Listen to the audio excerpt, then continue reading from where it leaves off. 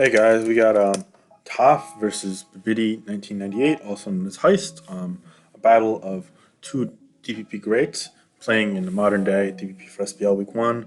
Definitely a highlight, definitely something that people want to see. So I figured I'd bring it to you guys live, crystal clear here. So first off, we have a Gyarados lead from Heist, and we have a Machamp lead from ToF. Interestingly enough, Gyarados is a lead that has risen in prominence over the last couple of years. I suppose it's probably been used historically as lead with. Oh, I guess it's not a choice band set, which we see a lot as the lead. And we're just going to see ToF Dynamic Punch after Water Ball from Gyarados. Interestingly, it's a Lum Gyarados lead, so definitely an advantage for Babidi right off the bat. Especially seeing as that's a 22, so there's no way like Stone Edge will kill one -1 from the Intimidate. So we're going to see Starmie here come in on the follow-up Waterfall. That's 28, so it looks like a more offensive leftover Starmie. But yeah, so right off the bat, my champ lead indicates that it's definitely not stall from ToF. And Lum not like leftovers rest talk, especially. Oh, he doesn't even fear the Thunderbolt. He goes straight for another waterfall, interestingly enough. So it's going to leave them both at around half. Now he's going to go Tyranitar on the Psychic. Very nicely done from Heist there. So 3 turns into the game, 4 turns into the game rather, and it looks like he's going to get a trap. Unfortunately, he's going to dodge the Hydro Pump, and Quench is going to take that Starmie out. Critical, of course, did not matter. So it's a 6-5 advantage. Over to Machamp is going to come back in here. We could very well see Babidi retreat right back to the Gyarados, potentially, but that does risk a Stone Edge, which probably would kill it after Sandstorm, given the Dynamic Punch damage at -1, if not outright. He's going to do just that, and ToF is not going to call that, but he's going to pay back. I mean, he might not have Stone Edge. It could be payback Ice Punch, but regardless of that, it's going to actually crit, and that's going to take out the Gyarados, leaving us at a 5-5 situation. However, it's worth noting that, again, Tyrants at fall, whereas this is even below half after Sandstream now, so therefore, maybe a slight advantage for Heist, especially since he has the Switch Initiative here. We're definitely going to have to wait to see, but it looks as if both teams are not neither stally, so this probably will be a pretty quick game. Machamp's an offensive Starmie indicate more of a bulky offensive team, perhaps. Really just hard offense, perhaps. Um, Seeing as there's a Starmie there, we could expect something like a Dragonite in the back, or just gonna have a team that's vulnerable to things like Toxic Spikes. We're seeing Metagross from Heist, indicating that it's probably just more of a standard offense. Metagross is a pretty common Pokemon. We've seen it a lot as a lead lately, perhaps. Perhaps it can do something else in the back here. And we're both going to have Metagross in the back, which, again, pretty common Pokemon, so nothing too out of the ordinary there. And actually, ToF is going to make a nice fancy play there, and he's going to double to Flygon on the predicted Earthquake.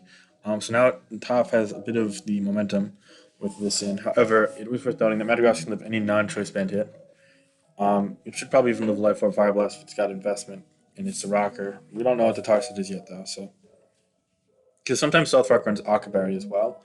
But yeah, it really depends a ton on the sets and whatnot. If I were a Heist, I'd probably be scared out if I'm not like Akka or Sugarberry. Even then, who knows? Interesting enough to see neither side set rocks up for the first 10 or so turns of the game. Perhaps that could change in the next couple turns, but it doesn't really seem like that is necessary in this battle. It seems like as the case though they're just trading hits at this point.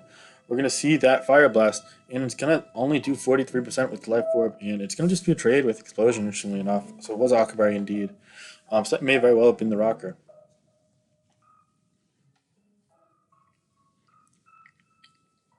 But yeah, that's a trade there. So it leaves him at 4-4, and an extra Pokemon revealed from ToF.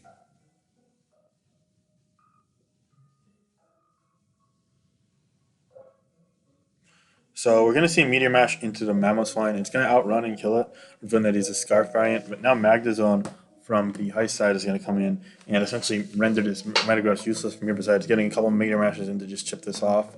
Assuming it's not Specs Magdazone, it will live one, and yeah, indeed it does. So that's interesting. And it doesn't look like it's a sub variant of Magdazone. Perhaps it's the indoor Custap variant. It's just going to take it out, and that's going to put the game in a 3-3 position. So they're pretty much trading kills here. The Machamp should not be able to come in and outrun this, given that it's probably more offensive, seeing as it matched at 17. That's a 4 times resistant. And that's like definitely max special attack Thunderbolt. So yeah, probably modest. Um, Moreover, um, ToF is going to have to go to something that will be able to take out this. And he's going to go to Blissey, which makes a ton of sense. As Blissey, while it unfortunately falls short against the myriad of physical threats that Bab had in the back, it is able to check the Magna Zone barring a catch maul explosion sort of here. So that's cool.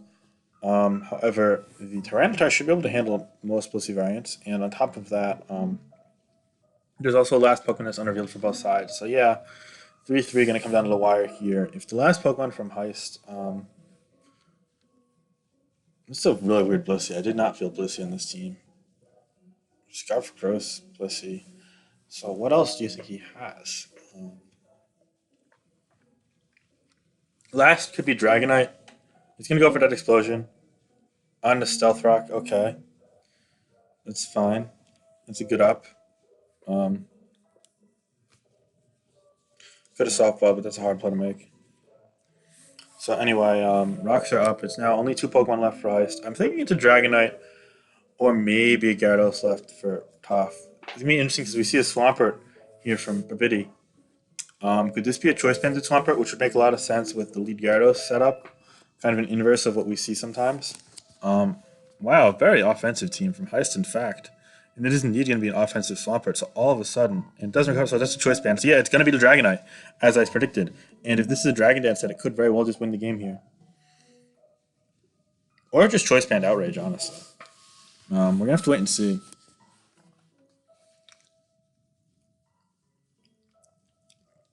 But yeah, no, the Dragonite made a lot of sense in the back because you've got kind of a lure, Trick Scarf, Boom, Metagross, spin support as well, physical lead to kind of wear out things like Skarmory, and also the lure Flygon, of course, to wear things like Skarmory. So yeah, it makes a ton of sense, Topps team wise. He's gonna go for the outrage, and it's gonna do 83, and it's gonna outrun the Tyranitar though. So yeah, it's banned versus a bulkier Tar. So it looks as if the Tar will fall into two hits. Then the Machamp will be fired, and then Dragonite will come out and then kill with Outrage, hopefully. Wait, he went for Waterfall, not Ice Punch.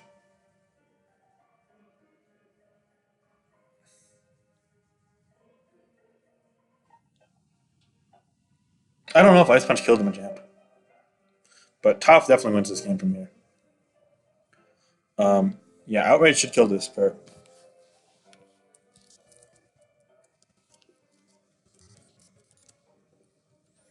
Outrage should kill you anyway. Yeah, and it's going to kill us. It's going to be a tight 1-0 victory for ToF and an offensive slugfest finishing in under 20 turns. Very nice team from ToF. I quite like the kind of balance initiative he had here, where he had the right physical attackers in order to open up the game for him. Um, but yeah, great game. Hopefully, we can see more from both these guys. And let's finish. Peace.